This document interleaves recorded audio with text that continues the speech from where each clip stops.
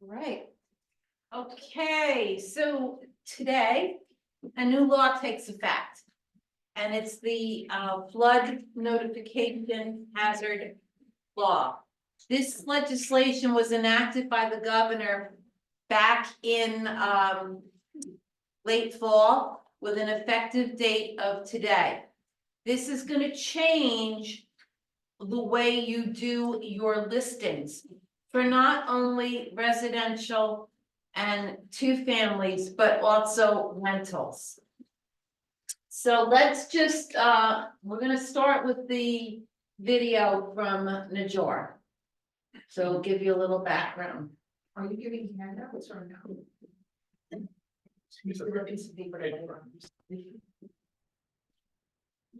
So I hope, I'm like.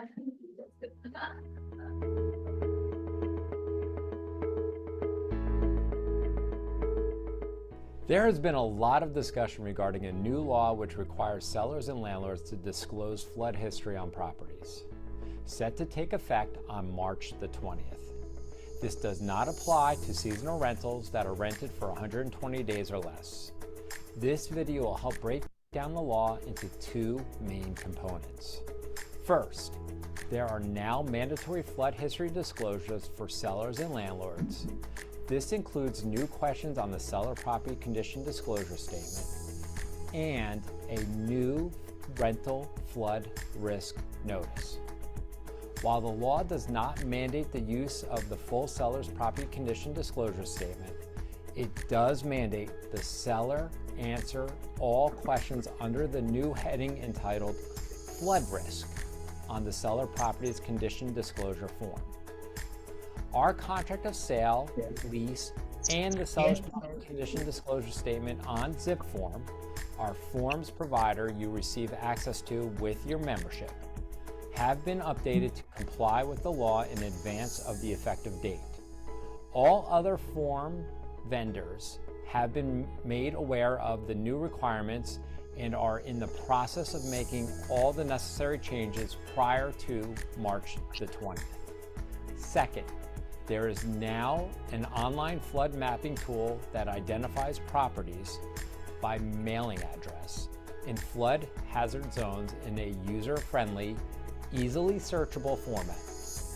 This flood risk notification tool is available on the New Jersey Department of Environmental Protection's website and assists sellers and landlords in complying with the new flood disclosure requirements.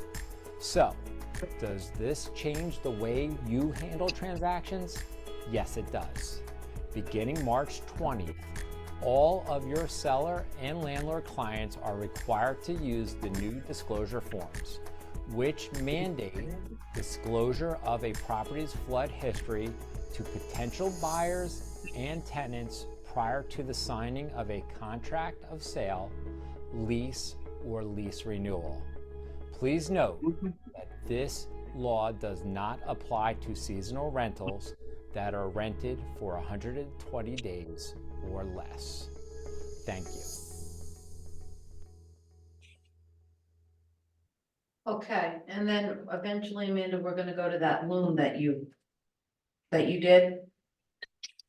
Okay, so the first thing, when you're on a listing appointment and you're gonna have these documents, your seller or your landlord is gonna respond, my property's not in the flood zone, so I don't have to fill it out. No, it's a law. Every property owner, whether they're selling their property or they're renting their an apartment in that property, must complete these questions if it's for sale, and the flood risk notification by the landlord if it's for rent. That's the first thing. The reason they're doing this, and I'll give you a very great example of the town I live in, Hasbrook Heights. We're not in a flood zone. None of the properties really, with the exception of down right by 17, there's a little hazard, but for the most part, we're not in flood zones. Last, I guess almost 2 years now, when they had that heavy rainstorm and it came down like inches per hour. The boulevard, which is the main street in Hasbro Heights, you could have taken a canoe down. That's how much water in that short amount of time was on the boulevard. Well, the boulevard is here, and then the blocks go downhill from the boulevard. So the water ran down these blocks so fast. On the block, 1 block away from me, the force of the water took 3 houses off their foundation. Now, they're not in a flood zone, but there's a flood risk.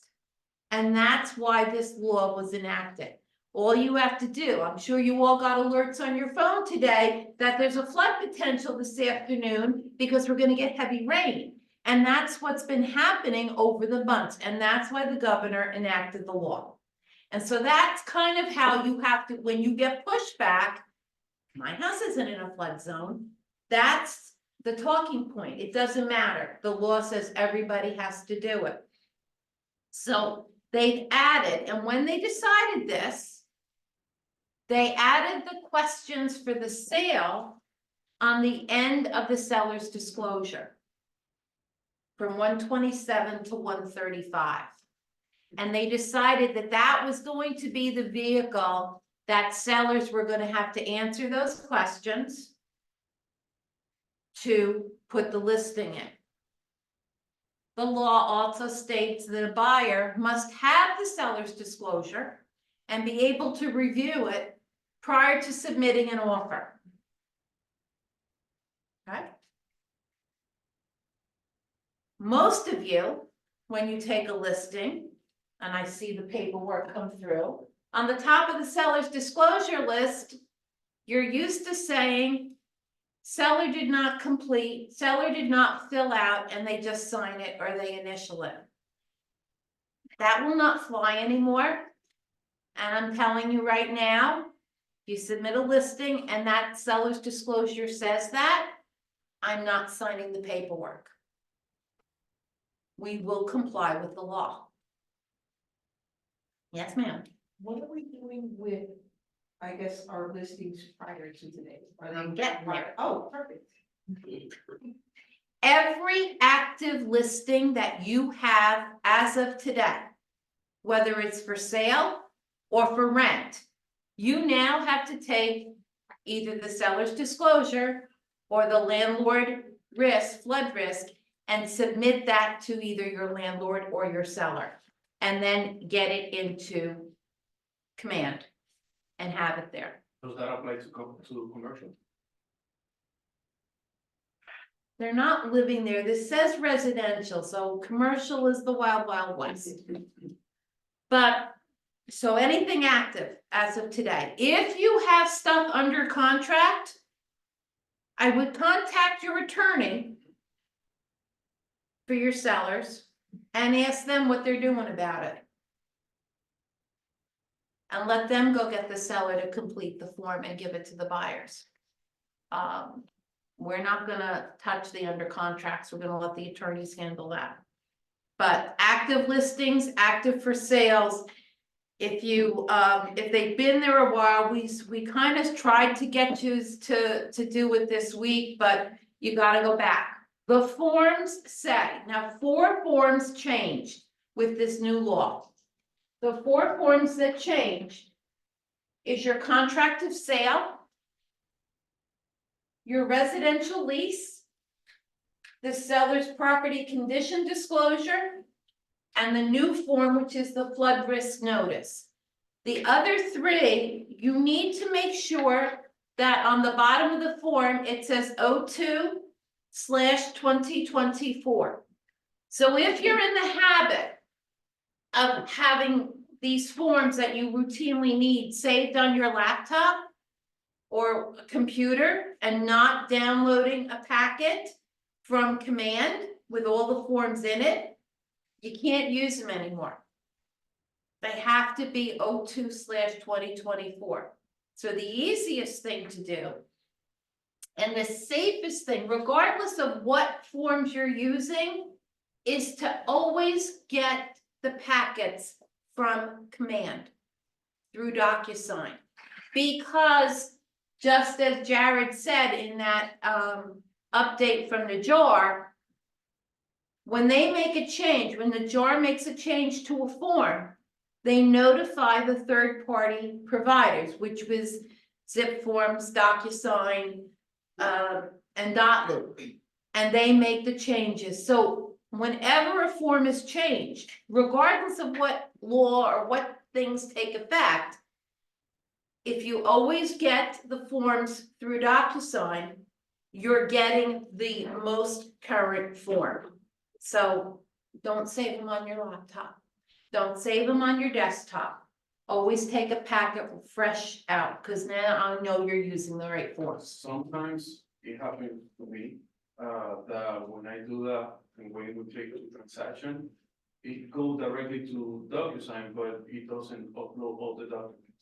Did you select your checklist type in the opportunity prior to creating the room in DocuSign? Yeah, I follow all the steps, like in command, and you know, the process. Yeah, And then yeah. when I hit transaction to pull it up all the document, sometimes in DocuSign doesn't pull it up all the documents. So I need to go and find it myself.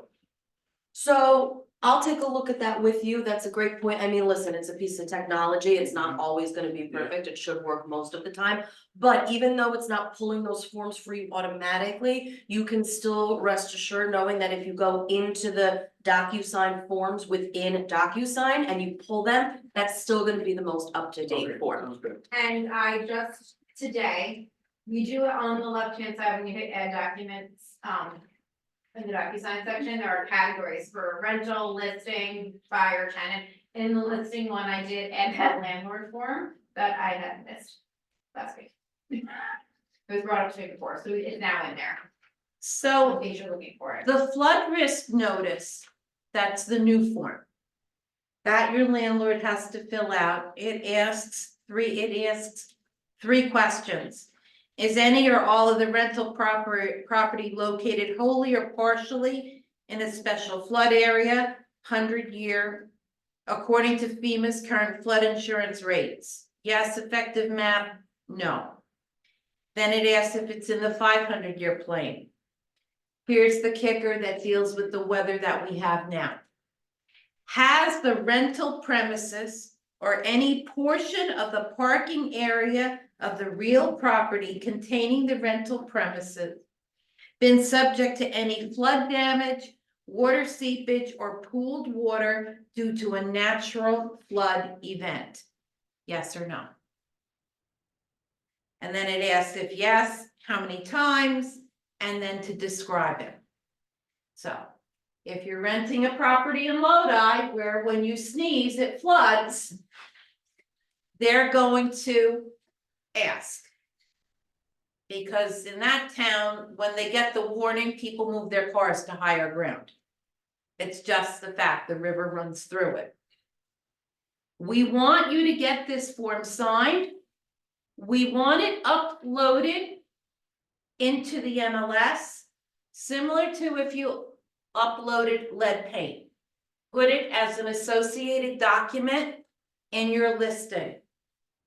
Because the potential tenants need to see this before presenting you with a lease. So if it's another agent, it's there. They don't have to call you for it. It's just like lead paint.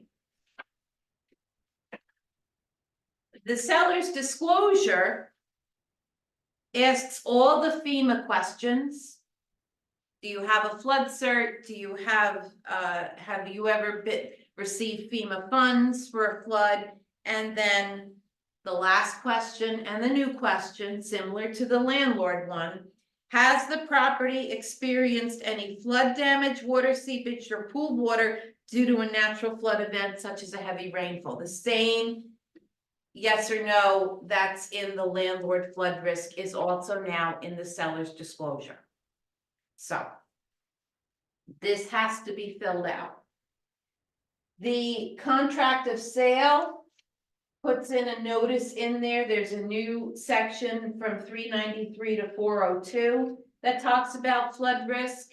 And in the residential lease, it also talks about it. And the provisions of this new law now allow tenants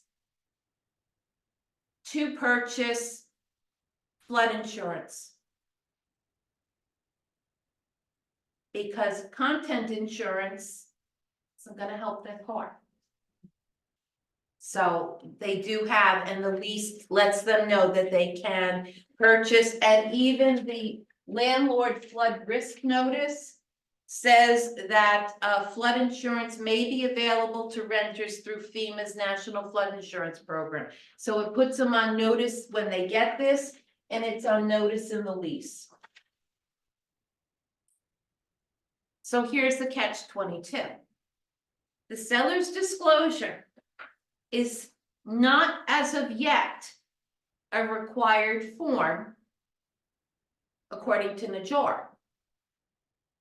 So even though my techie guru here coded these blocks as mandatory on the flood section, it's not picking up. I was on the phone with NJAR yesterday, had a lovely conversation with Teresa. And Teresa said to me, well, the seller's disclosure is not a required form in New Jersey. I go, okay, I understand that. The governor signed a law that says that the seller's disclosure is where every seller and landlord, every seller has to identify the flood risk. It's a law. So why is this form now not required? Because the seller's disclosure is not required. I said, well, can you get back to me on that? She still hasn't called me back. So my tech guru here has a workaround for you. And before this gets sent out, and we do have some of our cyberbackers are there. So take it away, Techie. You got it. It's gonna be an upfront charge of $10 from each of you in order to see this video. Only 10, there we go. All right. So yes, as Joyce said, and as I'm sure you're all familiar with, when it comes to the forms in DocuSign, any state form, it is not up to us if we can make certain fields required or not, but that doesn't mean you can't manually go in and change that. So I recorded a super short video for you guys, and I am more than willing to answer any questions that you have, show you guys later on. We are gonna watch this during the team rally, so I apologize. Or actually, good for you, you get a little sneak peek at everything we're doing. Just open it up there, there we go.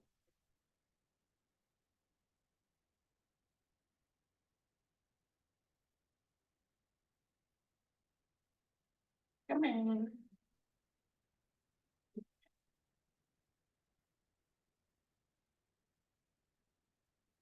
Everyone. In this quick video, I'm going to show you how you can make certain signature fields required, which means that your recipients would be required to fill them out. This is going to be extremely important when we are looking at the seller's property disclosure until we have the ability to make the new flood law notification required automatically. This is something you will have to go in and turn on with just a few clicks. So let me show you how easy this is. As you can see, I have my seller's property disclosure in the room already. So I will click on that upper left corner and then click on the create envelope icon. In this instance, I will be sending this to my seller 1.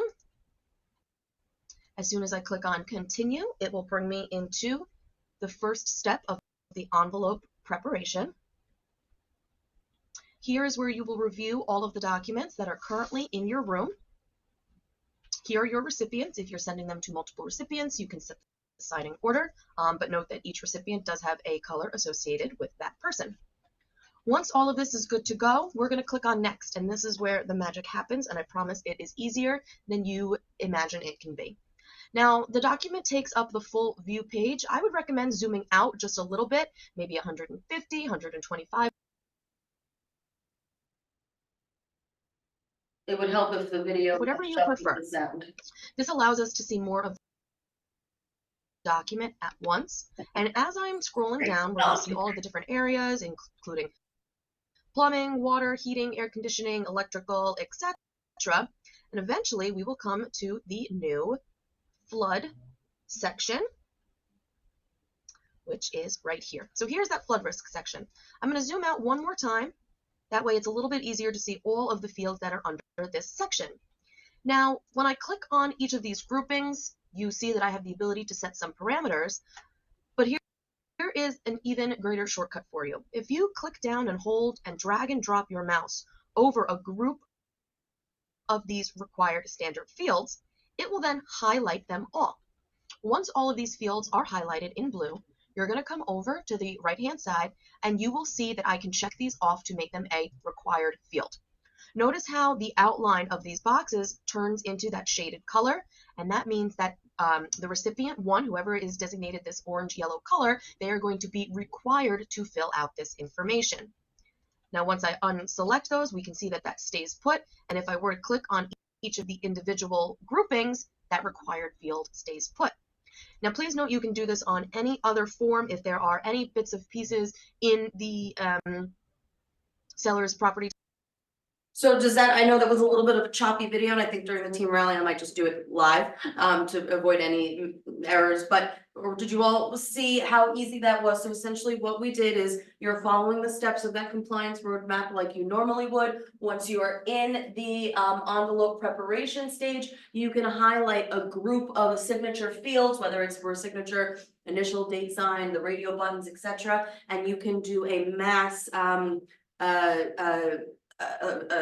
oh my god, you can do it all at once. I'm blanking on the word, but you can, instead of having to go line by line and making each individual group of buttons required, you can select all of them and just click off the button and then you'll be good to go. So until we are given the ability to automatically make this required for you guys, this is one little extra step that you'll have to go in and make sure you fix before you send this out to your clients for them to sign, or else it will not be required, and as Joyce has pointed out, they must fill out that section. Yeah, there's no ifs, ands, or buts about that. So no longer are we gonna submit the seller's property disclosure saying on the first page, seller did not sign and initialing it. I won't accept it, because we'll be violating the law. So, and I know I've got some of my, the team cyberbackers are listening to this, so, that goes for you guys too, so just, make sure you explain that to, your agents that, you know, we have to have it. This isn't a Keller Williams Parkviews rule, this isn't a BCP rule, this is a New Jersey state law, which we have to comply with. So, does anybody have any questions about that? I have a question just about the form in general. Now, as you guys know, I'm not a realtor, so this is a legitimate question. Would it make sense for the agents to go in and highlight this entire form to make it required? Or do you want to avoid that and only focus on the flood section? Genuine question. Ideally, I would prefer from, an errors and omissions standpoint, that the seller has the opportunity to answer all of the questions. Understand that if you have an E&O claim, it's a $5,000 deductible on your E&O insurance. There's areas where our E&O company will waive the $5,000. And it's with a contract. It's with a seller's disclosure. And I have to go back in my notes to find the other 2 points. They are. Yeah, hang on. I can get it. Because I can't remember everything. Right. As of today. So all active listings, you need to go back and resend this form. We got you. We'll be sending it to that. It's a copy of the home inspection. It's a seller's disclosure. It's the declined home warranty. Now we've got that field has been changed in the form. On the permission to advertise, on the very bottom, there is a yes or no, whether the seller wants the home warranty and the contract of sale. If we have those 4 documents in command for you for that transaction, and there should be an E&O issue, we then can fight the deductible, because we have everything. Because, again, the seller has been given the opportunity to answer these questions. But now they have to fill out, at minimum, the flood risk of the seller's disclosure. What are we doing on estate sales where the seller never lived there? I think is it one of them unknown? Yes, Who- there's a category. Well, called there's a unknown. category unknown, and then there's a category unknown, even on the flood section.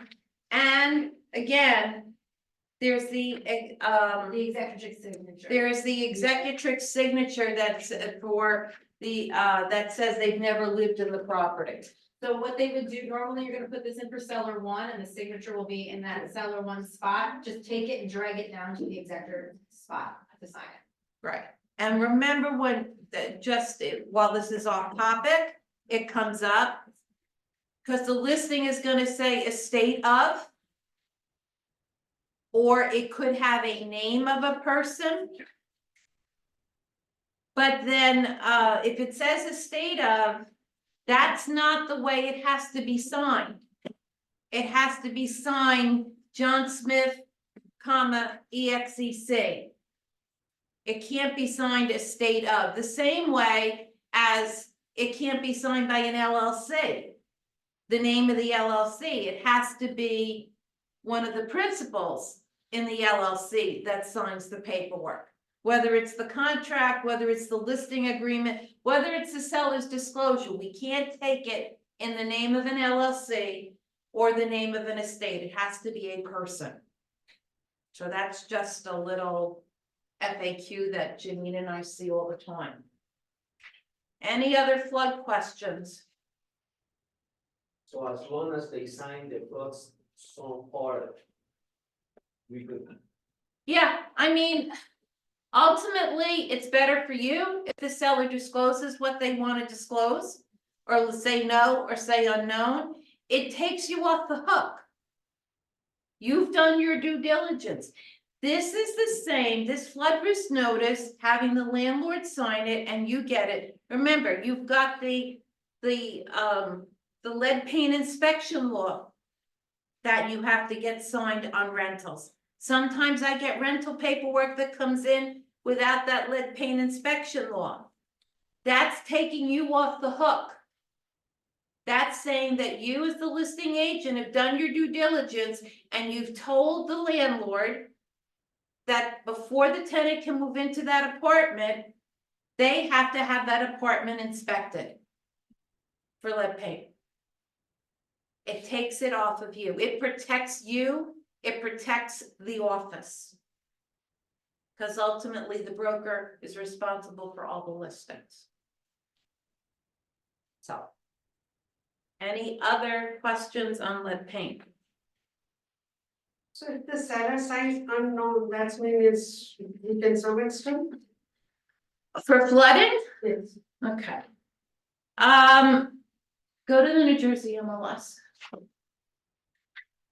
I'll show you another trick. Thank you.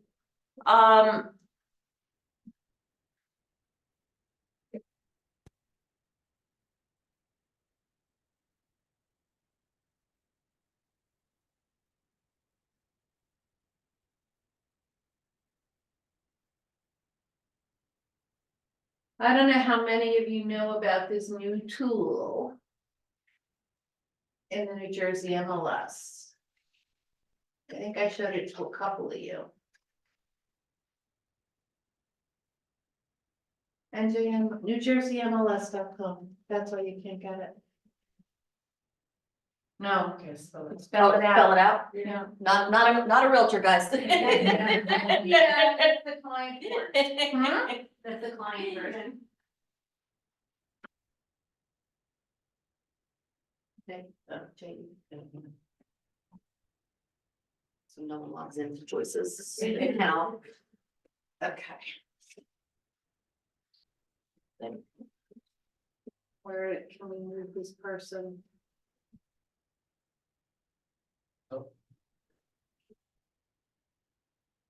So if you go search, and I'm gonna.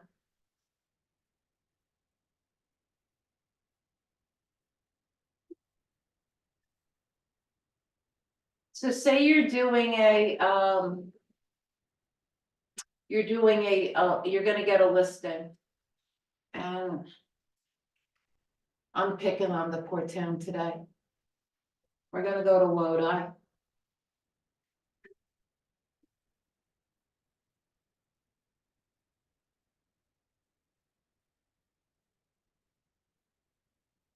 It's 35, well, that's all right, we'll just go up then.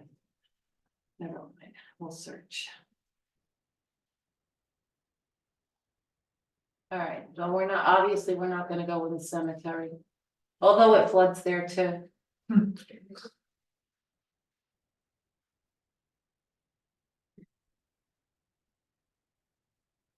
Like the image I have in my head now.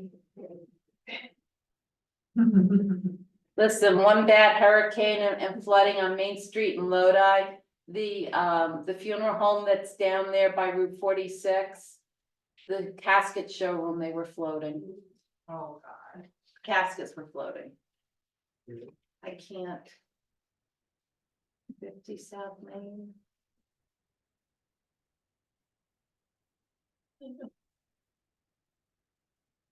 Like a Walking Dead. But they're not walking, they're floating dead. This one. This one. Respectfully. I can't. I don't know who to pick. The funny joke I make whenever I show a house that's near a cemetery, I'm like, people are dying to get in. Yeah, and the other joke is how many people in there are dead.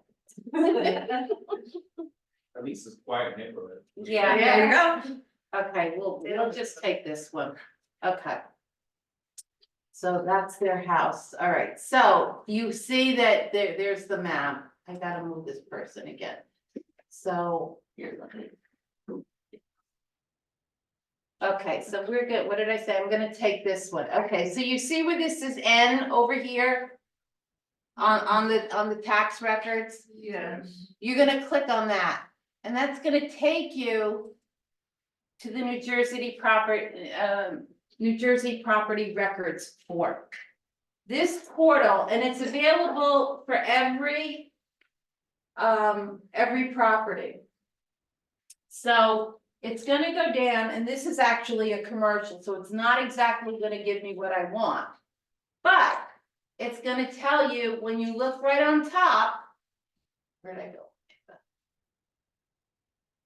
Go up a little. No, yeah, you see where it says flood hazard? It's right there. And if you scroll down, you can go to flood determination. So scroll down a little more.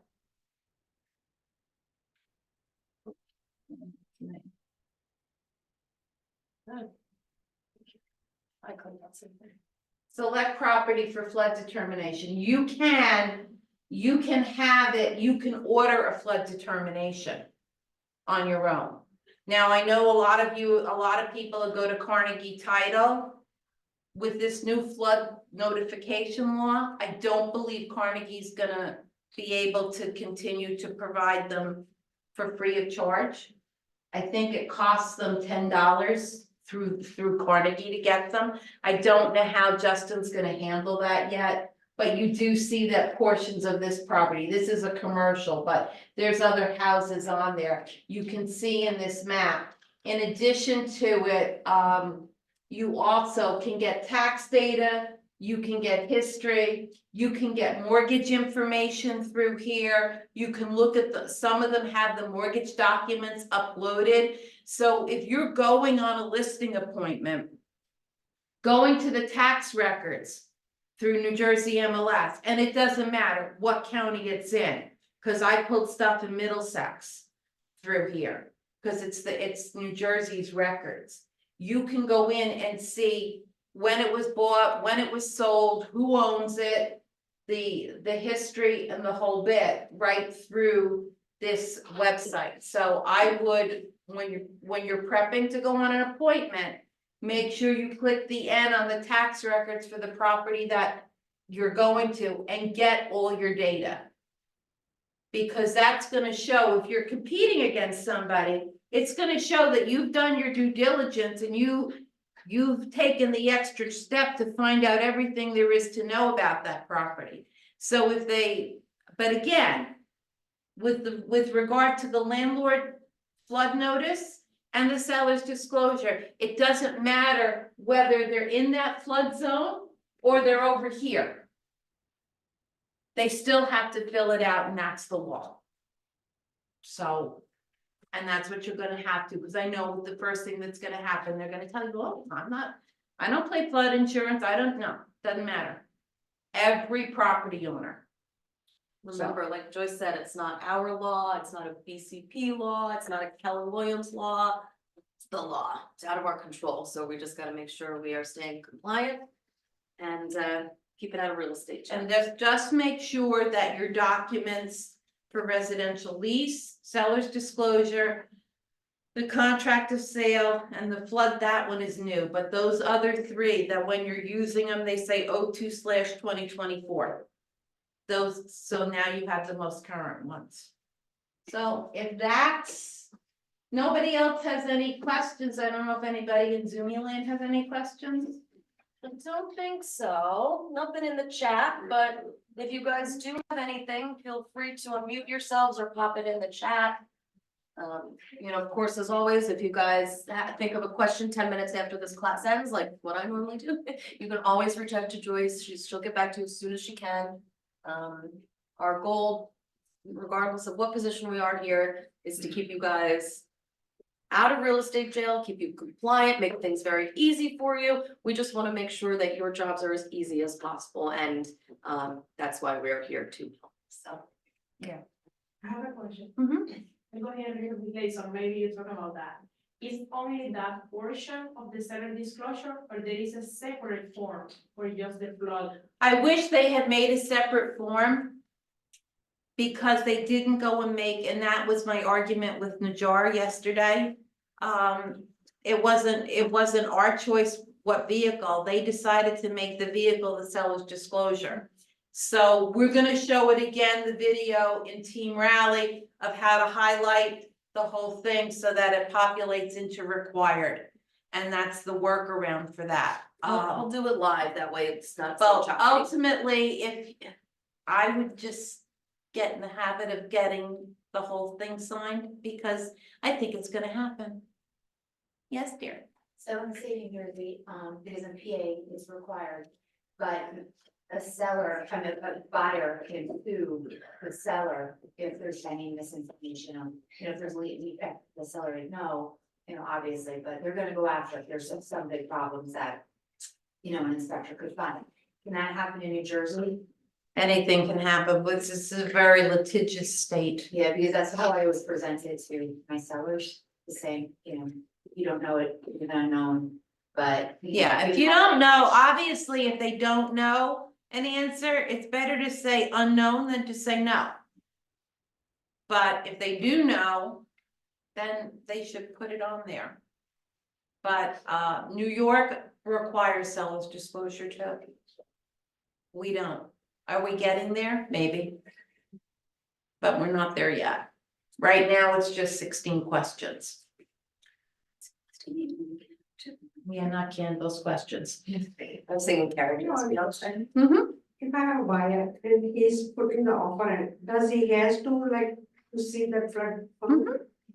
Absolutely. So it has to be on the end of this because If it's not an associated document, you are within your right representing your buyer to ask the listing agent for the seller's disclosure. Which is why, if you have active listings right now, whether they're tenant, whether they're landlord or for sale, you need to go back and send them the seller's disclosure or the landlord notice and get it filled out and get it into command. and put it on the MLS as an associated document. But if you represent a buyer and it's not there, absolutely, call that agent, say, excuse me. It's March 31st. It should have been there.